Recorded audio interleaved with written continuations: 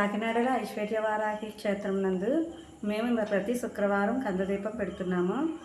అది గురువుగారు అమ్మవారికి హారతి ఇచ్చి మా చేతికి అందచేసి శివుడు దగ్గర పెడుతున్నాము.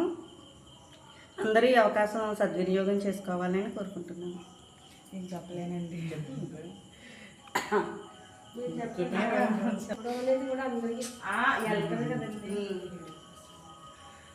కాకినాడ శ్రీ ఐశ్వర్య వారాహి క్షేత్రం నందు ప్రతి శుక్రవారం కూడా వారాహి అమ్మవారికి భక్తులందరూ